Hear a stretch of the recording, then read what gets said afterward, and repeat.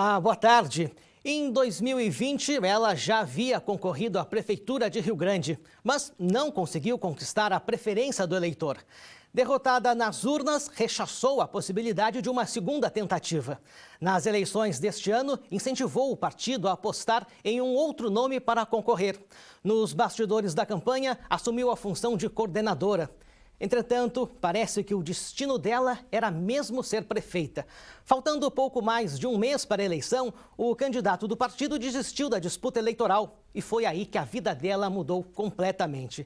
Em 35 dias, deixou de ser coordenadora, tornou-se candidata e, ao contrário de 4 anos atrás, desta vez levou a melhor. O Sala de Entrevistas está começando com Darlene Pereira, a primeira prefeita de Rio Grande. Prefeita, boa tarde. Obrigado pela presença. Muito obrigada. A gente ficou ouvindo a própria história, né? Isso é bem legal, assim. Mas foi bem assim que as coisas aconteceram, né? Inesperadamente. Na cerimônia de posse, a senhora disse que ainda lhe era difícil dizer eu, chefe do Executivo Municipal. A ficha ainda não caiu? Agora está caindo diariamente, né? Já foram esses 3 dias de trabalho, né? Hoje a gente está continuando o trabalho aí, né?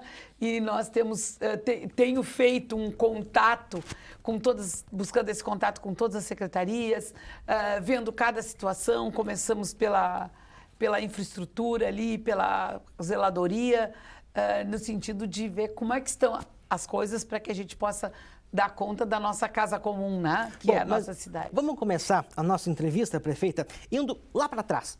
Quando a senhora pensa na sua infância, o que lhe vem na cabeça? Muita alegria, muita felicidade, uma infância livre, solta, porque eu cresci no interior, né? E aí as relações no interior, elas se estabelecem de uma outra forma, né? A questão da relação com a vizinhança, a proximidade das pessoas. Então, isso eu trago da minha infância, assim, né? E é essa alegria que eu quero que as crianças continuem tendo, né? A senhora nasceu no Povo Novo. No Povo Novo. Na verdade, eu nasci aqui na Beneficência Portuguesa, né? Porque lá não tinha, mas a minha mãe só veio me ganhar aqui e voltou. Em que período que a senhora saiu do interior? Eu saí do interior quando casei, né? Eu passei a minha infância, adolescência, juventude morando em Povo Novo. Aí, quando casei, vim morar em Rio Grande. Estudei em Pelotas, estudei em Rio Grande, mas sempre morando em Povo Novo, né? Saí de lá, eu tinha 23 anos quando eu me casei. Falando sobre a sua trajetória profissional, a senhora trabalhou na FURG durante 28 anos. Como é que foi a sua passagem por lá?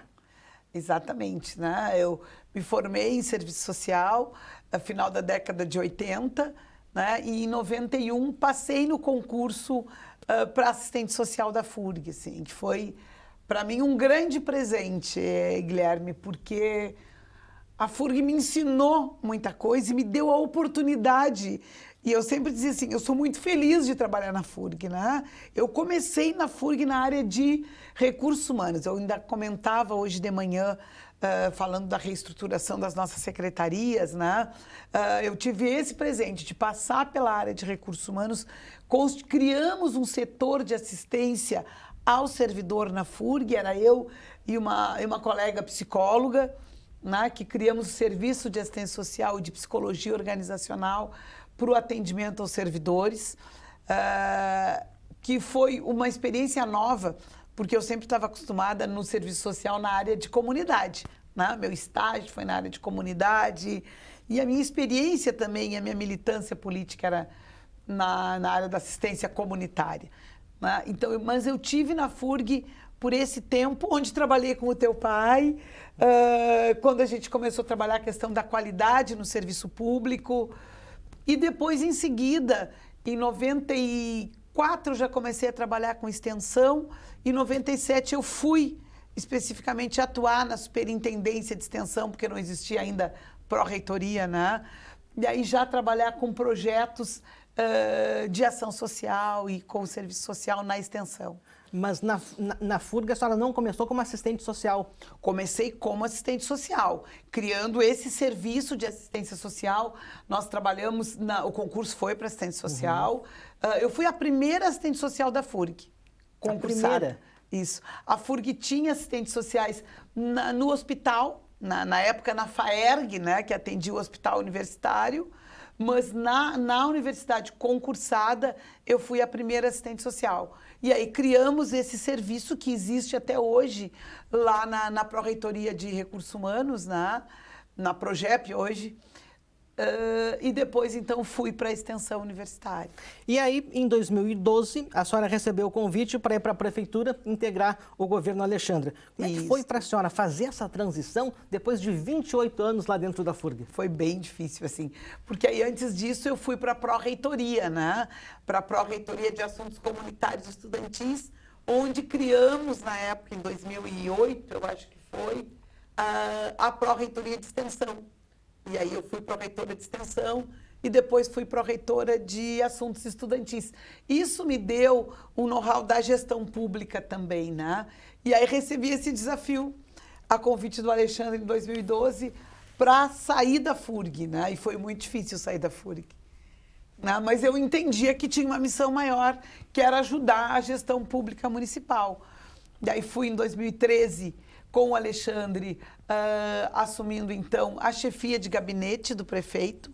Fiquei lá por 4 anos e depois busquei um outro desafio maior, que foi o Gabinete de Gestão de Programas e Projetos Especiais, né? que é hoje o gabinete responsável, né, por obras e projetos importantes do município, que vão desde... Ontem eu reuni com eles, matando um pouquinho a saudade, né? Da GPPE, Gabinete de Programas e Projetos Especiais, que cuida desde da obra da creche, da escola, das ruas. Então, é um grande gabinete hoje constituído de um número grande de técnicos que continua atuando lá. E quando a senhora começou a trabalhar na prefeitura, a senhora já se imaginava prefeita de Rio Grande? Não, não mesmo, assim. E foi bem difícil esse início, porque a gente vem de uma experiência da universidade que tem uma estrutura de gestão, né? Então, foi um grande aprendizado esses 8 anos do Alexandre, e me serviram muito, né? Mas eu não fui para lá com a intenção de ser prefeita, né? E nem estava em 2020 com essa intenção. Mas, na verdade, acho que como aconteceu agora também, né, as condições, o momento político se tornou necessário o meu nome, já em 2020. Pois é, quando lhe convidaram em 2020 para a senhora ser candidata a prefeita pela primeira vez, foi uma ideia que a senhora comprou logo de cara ou foi preciso latim para lhe convencer? Foi preciso muita reflexão e muita conversa para convencer, né? Porque eu sempre entendia, e ao longo da minha vida, eu nunca quis ter cargos. Assim, as ações foram gerando essas consequências. Mas eu sempre me entendia muito como uma boa gestora, sim, né? E como uma boa assessora de alguém que estivesse na gestão, né? Assim foi pelos 8 anos com o professor Cozan, né? Trabalhando sempre no bastidor. E isso é uma coisa importante, é importante refletir com as mulheres isso, né? A gente se acha capaz para estar no bastidor. E aí a gente não se acha capaz para estar na linha de frente. E essa foi uma reflexão que eu fiz e foi bem difícil para mim isso, né? Não, mas me deixa aqui, bota outra pessoa que eu vou... E eu sempre usava essa desculpa. Já em 2008, quando eu fui candidata a vice com o Dirceu Lopes, né? Foi a minha primeira experiência de atuação na linha de frente da política, né? Foi em 2008. E eu dizia, não, eu não vou de candidata. Eu posso ser vice, mas de candidata não. E eu posso ajudar, e eu não preciso ser candidata, e eu não preciso estar na linha de frente para ajudar. Sempre foi esse meu discurso, Guilherme. E o que ele fez virar a chave? Entender que não, que eu posso sim. Né? Por que não? Né? Por que a gente acha que não pode? E aí foi esse o desafio em 2020, e eu aceitei esse desafio em 2020, por entender que todo aquele momento de construção foram mais de 250 mil reais captados e geridos por mim no gabinete de gestão de projetos, né? Então, e que eu estaria, sim, pronta para assumir essa linha de frente. Mas, como tu mesmo colocou, naquele momento, né, a população entendeu que não era o meu momento, e eu aceitei tranquilamente, entendendo que, bom, eu estava como eu estou hoje, a serviço da comunidade, a serviço da minha comunidade. Então, quem decide é a comunidade. Se a comunidade entendeu que não era, não era, né? E eu, a partir dali, eu também entendi que, bom, já dei a minha contribuição por toda a minha história com a comunidade. Agora eu vou descansar, vou cuidar de mim, da minha saúde, da minha família. Vou continuar contribuindo nas questões sociais, como eu continuei contribuindo, né, de 2020 até 2024, quietinha, sem grandes alardes, né, e vou continuar fazendo a minha história. Foi esse pensamento que fez, então, a senhora travar quando, nas eleições desse ano, o partido lhe sondou para a senhora ser candidata e a senhora disse que, né, num primeiro momento, a senhora não aceitou e entrou o Rally. Exatamente. A gente entendeu que era o momento do Rally, né? Mas quem somos nós para entender alguma coisa, né, na vida? Só Deus sabe o que está para nós, né? Mas foi exatamente isso. Nós entendemos no conjunto que poderia ser o Rally, que eu não precisava ir, que eu não iria, até porque eu não queria ir, né? Eu entendia que o Rally mais novo, com mais vontade, também tinha sido muito bem votado na eleição de 22 para deputado, então que ele poderia assumir neste momento esta missão de ser candidato. E que eu, dentro desta minha lógica que eu já tinha falado antes, poderia sim e não iria me negar nunca de ajudar, de estar junto, de trabalhar, assim como coordenei programa de governo e estava na coordenação da campanha, né? A senhora entrou como candidata faltando ali 35 dias para as eleições. A senhora tinha alguma intuição de que dessa vez ia ganhar? Eu não tinha essa intuição no início, né? Mas eu levei a campanha de um jeito tão leve e foi uma oportunidade, Guilherme, porque a campanha de 2020 ela foi extremamente difícil e sofrida, né? Por quê? A gente, em plena pandemia, com um cuidado com as pessoas, com lockdown na cidade, né? Nós não podendo nos aproximar. Eu fiz uma campanha a maioria da campanha, ela foi uma campanha pelas redes sociais, não é o meu perfil é estar com as pessoas, é estar perto das pessoas, é estar escutando, é estar dialogando. Eu com problema de saúde na minha família, com meus pais em casa, né, acamados, doentes, então eu também tinha esse cuidado de não botar a família em risco em função da Covid. 2020 foi, né, o ano da Covid, então foi uma campanha extremamente difícil. E essa campanha, pelo contrário, ela foi uma campanha leve, fácil, eu gostei de fazer. Então eu não tinha na minha cabeça que eu estava ali porque eu precisava me eleger. Eu estava ali porque eu estava cumprindo uma missão de levar um programa de governo que a gente não teve a oportunidade de levar em 2020. De ter relação próxima com as pessoas que eu não tive essa oportunidade em 2020. Isso faz diferença na campanha? Muita diferença, muita diferença. Isso nos levou à vitória, porque foi num crescendo essa proximidade, essa relação. Eu ainda dizia no dia da posse ali, né, da transição, a relação com as crianças, a relação com as mulheres, né? Essa na verdade, esse meu retorno, assim, às bases da comunidade, né? Isso nos deu uma outra perspectiva, tanto para mim com relação à comunidade, tanto com a comunidade com relação a mim. Né? E aí sim, na última semana eu dizia, olha, eu não sei se a gente vai ganhar, mas a campanha está muito boa, o reconhecimento da comunidade, a acolhida da comunidade, ela está muito diferente de 2020. Né? Então tem algo diferente acontecendo aí. Né? E eu também dizia, dê no que der, eu acho que eu cumpri a minha missão, né? De estar à disposição da comunidade, assim como em 2020. A senhora acha que o governo que lhe antecedeu foi um cabo eleitoral importante na sua campanha? Também ajudou muito, né? As condições da cidade, a falta de comunicação, né? Porque um governo ele não erra em tudo, e eu tenho certeza que o Fábio não errou em tudo. Né? Ele trabalhou muito e fez muita coisa, mas eu acho que eles tiveram muita deficiência na comunicação do que fizeram e muita deficiência em locais e áreas que são fundamentais para a comunidade, como a área da limpeza pública, né? Como a área da educação, assim, eu acho que foram duas coisas que contribuíram. Os problemas da educação e os problemas da zeladoria urbana, eu acho que foram dois problemas que contribuíram muito também para a nossa vitória, viu? Na visão da senhora, como é que está o município que a senhora assumiu? Qual é a leitura que a senhora faz? Tem muita coisa muito desorganizada, né? O que a gente tem percebido, e nós estamos fechando, e eu espero que essa semana, Guilherme, a gente consiga fechar o diagnóstico, porque a gente não conseguiu fazer isso durante a transição. Iniciamos o processo diagnóstico, fizemos um diagnóstico parcial, mas só agora, depois de entrar, a gente está conseguindo ver mais detalhadamente, por exemplo, o parque de máquinas, os equipamentos, né? A falta de equipamentos em alguns locais.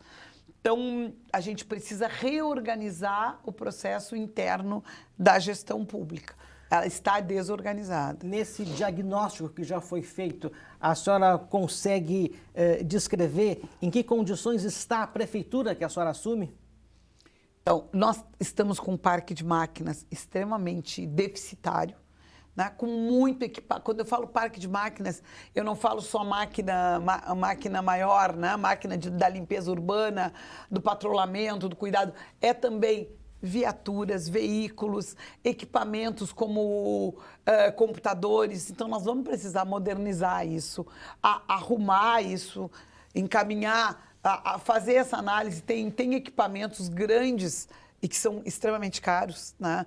Que a gente tem que fazer uma avaliação se vale a pena arrumar, se a gente precisa colocar para leilão, se vamos comprar um equipamento novo, se vamos locar, porque a gente vai precisar fazer isso. Né? Mas tem muita coisa por fazer. E está com dinheiro o caixa da prefeitura? Não, né? A gente tem um orçamento ainda, né, que está fechado, que só abre a partir, provavelmente a gente está trabalhando para isso, a partir de 15, 20 de janeiro, esse orçamento abre para que a prefeitura possa fazer novas despesas. Esse período ainda está em período de contas a pagar, de restos a pagar da prefeitura, e tem muita coisa ainda por pagar. Ontem nós estávamos levantando no GPPE, ainda tem mais no gabinete de compras, que são dessas obras que as pessoas estavam vendo no final do ano, né, acontecendo. Ali no gabinete de programas e projetos especiais, nós temos mais de 5 milhões que precisamos pagar até 15 de janeiro, que ainda é conta do ano anterior, né? E isso a gente está vendo em cada uma das secretarias. A gente precisa fechar essas contas para poder abrir o orçamento e começar as despesas novas, né? Hoje o orçamento ele não é pequeno, né? Mas ele é um orçamento que está praticamente todo comprometido já agora, desde o início do ano, né? Esse orçamento só iria aliviar para a senhora dar sua cara no governo a partir do ano que vem? O ano que vem, sim, é um novo orçamento. Mas nós estamos buscando, né, acréscimo de recursos já nesse orçamento, captando recursos. No final do ano eu estive em Brasília buscando novos recursos para crescer já nesse orçamento de 2025, né, porque a gente sabe que ele está deficitário em quase 100 milhões. E nós vamos precisar buscar dinheiro para poder dar conta disso. E a propósito, isso é uma coisa que a senhora sabe fazer, né? A senhora conhece os caminhos de acesso para angariar investimentos, porque muito a senhora fez isso no governo Alexandre. Exatamente. Fiz isso na FURG, na extensão da FURG, captando projetos e trabalhando com projetos. Foi a FURG e a gestão do professor Cozan que me deu esse know-how da captação de recursos, né? E é a grande saída. Porque tu não pode contar só com o erário municipal, só com o imposto da cidadania. Tu tem que buscar dinheiro novo, né? E agora, já nesse período aí de transição, eu fui 3 vezes a Brasília, né? Com apoio do Alexandre nas agendas, e até para dizer isso, né? Com apoio do Alexandre nas agendas, porque alguém já me disse, então tu foi com recurso do gabinete do deputado? Não, eu fui com recurso meu, né? Uma das viagens foi pela CNM, que é a Confederação Nacional dos Municípios, que eu participei lá de um encontro e que foi bem produtivo para a gente entender e poder conversar com os outros prefeitos, né, e prefeitas. E as outras duas eu fui às minhas custas, mas o gabinete do Alexandre contribuiu em muito no sentido de organizar essas agendas. Foram muitas agendas nos ministérios e em outros órgãos, já com esse objetivo, né, Guilherme? De se apresentar e de dizer, olha, Rio Grande precisa de recursos. Né? Rio Grande vai ter projetos e tem projetos para que os ministérios financiem. E a gente já conseguiu aportar alguns recursos para cá. Projetos que estavam lá com a possibilidade ou não de serem, como a escola da Ilha da Torutama, uma nova escola para a Ilha da Torutama, uma nova escola para o Navegantes. Estamos buscando a construção da escola bilíngue. Ontem ainda recebi a Miss Brasil, que tem esse projeto, que é rio-grandina, isso é muito legal, né? E fiquei muito feliz de receber a Maria lá e saber que é uma menina e que está com um projeto bem importante, que é o apoio à escola bilíngue, que é a escola de surdos, né? E a gente vai trabalhar no MEC para buscar a construção dessa nova escola. Estou te dando alguns exemplos que a gente já fez na transição, né? Reforma de posto de saúde novo para a Ilha dos Marinheiros. A área da assistência social é uma área que, se tudo der certo, vai entrar mais de 2 milhões já de recurso novo para esse orçamento já de 25, né? Que é uma área muito necessária e é uma área que eu tenho um carinho especial por ser assistente social também. Né? A senhora tem 3 partidários em posições estratégicas dentro de um governo municipal, que é o vereador Rovan Castro, na presidência da Câmara, o deputado Raley Souza na Assembleia Legislativa e o deputado Alexandre Lindemeyer na Câmara dos Deputados. Podemos dizer que a senhora está com a faca e o queijo na mão? Podemos dizer que a gente está com uma boa retaguarda aí de apoio, né? Eu acho que a vitória do Rovan aqui foi uma vitória histórica e eu agradeço aos vereadores e vereadoras, né, que participaram desse processo, que elegeram o Rovan. O Rovan é um vereador jovem ainda, negro, né, que é o nosso primeiro presidente na Câmara do PT. Né? O PT nunca tinha ocupado esse espaço também. Né? Então, eu não sei se ele é o primeiro negro na presidência, acho que não, porque o Charles já deve ter sido, né? Mas para o PT ele é o primeiro. Né? Então, isso para nós é um momento histórico, é um jovem que está com muita vontade de trabalhar, eu sei que eu vou contar muito com o apoio do Rovan, assim como já contei durante o processo eleitoral, né? Com o Raley lá, né? E é isso que eu digo, a vida faz coisas que a gente não imagina e não espera, né? Nós não esperávamos que eu estivesse neste lugar, né? A ideia era que o Raley estivesse nesse lugar, nós não teríamos hoje um deputado estadual, e eu já brinco com ele, tu me botou nessa e tu vai ter que me ajudar, e muito lá, mas eu tenho certeza que vou contar com os 3, porque além de políticos experimentados, né? Pessoas que têm a política na veia, são pessoas da minha relação também, né? De uma amizade construída nesse sonho de uma sociedade melhor. Então, vou contar muito com eles e vou incomodar muito eles, né? Para que a gente possa trazer coisas boas para a nossa cidade. A senhora comentou que a senhora está cercada de políticos experimentados e experientes. Acho que é importante a gente ressaltar que, embora a senhora esteja cercada por velhos nomes do partido, o governo é seu. Porque exatamente. Tem muitas pessoas... não, quem vai governar não é a Darlene. E não é bem assim. Exatamente. Quem vai governar sou eu. Quem já está governando sou eu. É porque as pessoas não me conhecem, Guilherme. E na verdade, a gente mandona? Sou bastante mandona. É que às vezes eu mando com jeitinho na Rosane e fica mais fácil. Mas eu sou bastante mandona e gosto muito de ter o controle sobre o que está acontecendo. Né? Não era à toa que a gente passou a manhã inteira em reunião hoje para que eu já possa saber de tudo que aconteceu nesses 2 dias e de como é que a gente vai caminhar daqui para frente. Né? Mas a gente tem uma coisa, quando a gente fala nisso, né, que eu tenho sim parceiros experientes e que ajudam na discussão, mas esses parceiros sempre foram pessoas que eu construí junto. Né? Eu nunca fui a obediente da história, eu sempre fui a que estava junto ajudando a construir. Né? Ao longo dos anos no PT, eu sempre participei na militância como alguém que contribuía para o partido, né? E contribuía para esses parceiros que trabalhavam comigo. Mas a gente é uma gestão bem mesclada. Se tu vê o secretariado, né? Nós temos pessoas que têm experiência de gestão, que já estão mais... são mais antigas, vamos dizer assim, na gestão, mas tu tem gente nova que está começando. E a ideia é essa mescla, né? E eu aprendi isso com o professor Cozan, quando me colocou pela primeira vez como pró-reitor, uma técnica administrativa, né?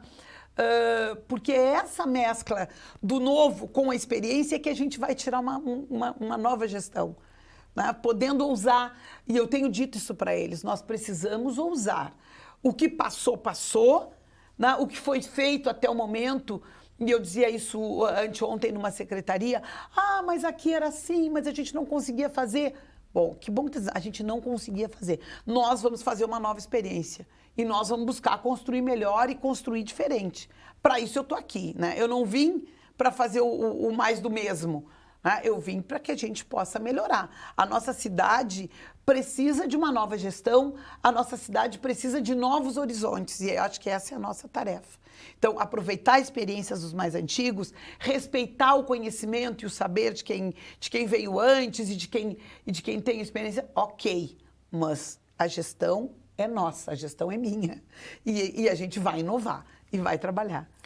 No seu discurso na cerimônia de transição de cargo, a senhora comentou que quando a senhora cursava a faculdade, a senhora dizia que seu pai falava que essa guria aqui, estão gastando dinheiro com ela para ela trabalhar para pobre. Só que a guria que fazia ele gastar dinheiro na faculdade, que era particular, para trabalhar para pobre, se tornou a prefeita da cidade dele. Infelizmente, ele não pôde ver isso. O que a senhora acha que esse pai lhe diria hoje? Tu vai te incomodar muito, guria. Certamente, assim, meu pai era uma pessoa extremamente bem-humorada, né? Ele dizia isso muito em tom de brincadeira, né? Mas eu sei que ele tinha muito orgulho do trabalho que eu fazia, né? Então, eu tenho certeza que onde eles estiverem, eles estão sabendo que eu estou fazendo a coisa certa, né? Que eu estou fazendo uma opção para trabalhar por quem mais precisa, que foi, na realidade, o que eu fiz a minha vida inteira. E que, apesar dele brincar dessa forma, né, ele tinha muito orgulho disso, mas ele tinha muito uma preocupação, né, bem isso, assim, né, como todo pai e toda mãe tem, né, que não quer que os filhos sofram, que não quer que os filhos passem por situações que não mereceriam passar. Então, certamente, ele ia me dizer isso. Não te mete nisso que tu vai te incomodar muito. Né? E agora é só... Mas eu ia dizer, não, mas eu vou, porque eu quero ir, como eu sempre fiz na vida. É uma missão. Ser teimosa, né? A minha família dizia isso. Quando eu decidi agora, né? Não, olha, eu vou de novo, vou ser candidata. Isso foi muito conversado em família, né? Eu tenho uma família bem grande, assim, grande e próxima, né? Um dos meus sobrinhos disse, tu tá querendo conversar ou tu só tá querendo nos convencer que tu vai, porque tu é teimosa mesmo se tu vai decidir isso? Não, eu tô querendo conversar, mas eu tô querendo conversar no sentido de mostrar a importância de eu estar assumindo esse papel nesse momento, né? A senhora disse que é mandona, mas também é bastante emotiva. Muito, muito. Tu sabes que no período da campanha as pessoas diziam isso. Tens que cuidar, porque tu não deve chorar, porque as pessoas vão pensar que tu é fraca, e se tu é fraca tu não pode administrar, né? A minha emoção, ela é diferente, né? A minha emoção, ela vem assim, né? Quando a gente fala do pai, da mãe, quando a gente fala de relação, de amor, de outras tantas coisas. Quando é para falar do que é sério, do que precisa fazer, do que precisa determinar, neste ponto não tem choro, né? Eu brinco, quando eu tô braba eu não choro, eu só vou chorar quando eu tô bem, quando eu tô feliz, né? Quando transborda a emoção. Sabe quem é que me dizia isso? O Tabajara. Eu já fiz muita terapia para não chorar na vida. Agora, depois de 60, né? Tem mais é que chorar quando tá com vontade. Mas o Tabajara dizia isso, assim, na verdade, tu deixa a tua emoção transbordar. E aí a água sai, como se fosse na época que a gente trabalhava lá com a qualidade total e com outras terapias lá pela FURG. Prefeito, assim. Nosso tempo está se encerrando. Eu espero que a senhora administre Rio Grande, enfrente os desafios com a mesma coragem que a senhora deixa sempre fluir essa sua emoção. Sucesso, obrigado pela presença. Obrigada, eu que agradeço a comunidade por estar nos assistindo e reforço aqui, Guilherme, que eu quero estar sempre perto da comunidade. E vocês são esse elo aí que nos aproxima. Então, um grande beijo no coração de todos e todas, que a gente tenha um ano de 2025 muito exitoso. Hoje, quando eu levantei pela manhã, eu pensava isso, né? Que o nosso ano seja exitoso para todos e todas. É isso que eu quero. Que assim seja. Mais uma vez, obrigado pela presença. Obrigada. O Sala de Entrevistas de hoje termina aqui. Ele volta no próximo sábado. Obrigado pela sua companhia. Um ótimo final de semana.